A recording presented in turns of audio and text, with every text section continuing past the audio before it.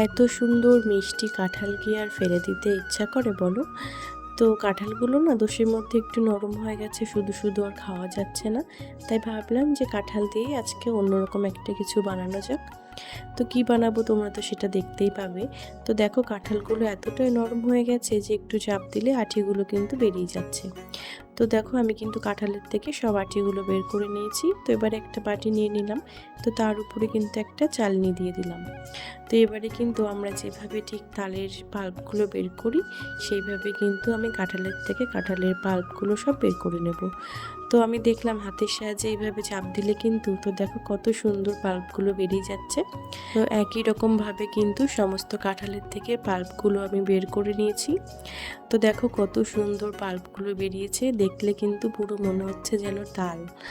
তো চালনির পিছনেও কিছু একটু লেগেছিল, তো সেটাও আমি নিয়ে নিলাম। তো ছোটোবেলায় না এই চালনির এই ভেতরটা দেখে খুব মজা পেতাম। এই পাশে চাপ দিলে ওই পাশে বেরিয়ে যেত, আর ওই পাশে চাপ দিলে এই পাশে বেরিয়ে আসতো। তো সেটা দেখতে কিন্তু খুবই মজা লাগতো জানো। তো তারপরে কিন্তু আমি একটা বড় পাত্রের মধ্যে কাঁঠালের পাল্পগুলো সব ঢেলে দিলাম, কারণ এর মধ্যে যেহেতু আরও অনেক কিছু মেশাতে হবে, তো একটু বড় জায়গা না হলে কিন্তু হবে না। তো প্রথমে কিন্তু আমি 1 প্যাকেট সুজি পুরোটাই দিয়ে দিয়েছিলাম। তো তারপরে কিন্তু কিছুটা চালের গুঁড়ো দিয়েছিলাম, আর সবার শেষে কিন্তু দিয়েছিলাম একটু আটা। আটা বা ময়দা তোমরা যে যেটা পছন্দ করো সেটা দেবে, কিন্তু একটু বেশি পরিমাণে দেবে। তো তারপরে একটু চিনি দিলাম। কাঁঠাল যেহেতু খুবই মিষ্টি ছিল, তো তাই জন্য কিন্তু অল্প পরিমাণে এখন আমি চিনি দিলাম। তো পরে যদি আবার চিনি লাগে তাহলে কিন্তু পরে আবার দেওয়া যাবে, কিন্তু একেবারে অনেকটাই দিয়ে দিলে বেশি মিষ্টি হলে আবার খাওয়া যাবে না। তো দেখো আমি কিন্তু এবারে সমস্ত কিছু এবারে একটু মিশিয়ে নেব। আর হ্যাঁ, এখানে কিন্তু আমি একটু লবণও দিয়েছিলাম। তো এটা দিতে কিন্তু তোমরা একদমই ভুলবে না।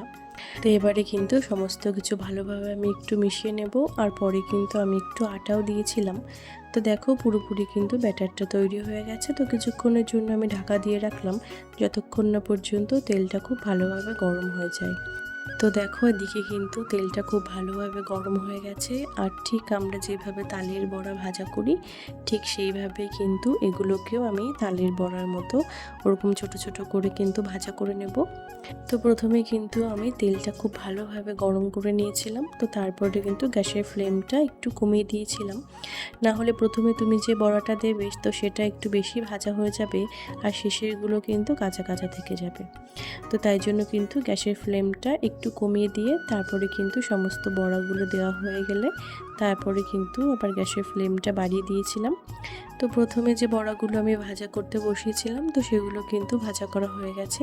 তো একটা বাটির মধ্যে আমি সেগুলো তুলে নিলাম। আর হ্যাঁ, তোমরা হয়তো একটা শব্দ পাবে ভিডিওতে। তো বাইরে কিন্তু প্রচণ্ড পরিমাণে বৃষ্টি হচ্ছে, তো তারই আওয়াজ কিন্তু একটু হলেও হয়তো তোমরা পাবে ভিডিওতে। তো দেখো এইভাবে কিন্তু প্রত্যেকটা বড়া আমি ভাজা করে নেব। আর তোমাদের এই ভিডিওটি কেমন লাগলো আমাকে কিন্তু জানাতে ভুলো না। যদি ভালো লেগে থাকে একটি লাইক কমেন্ট শেয়ার করে দিও। আর হ্যাঁ, তোমরা বাড়িতে অবশ্যই একদিন ট্রাই করে দেখো, ভালো লাগবে।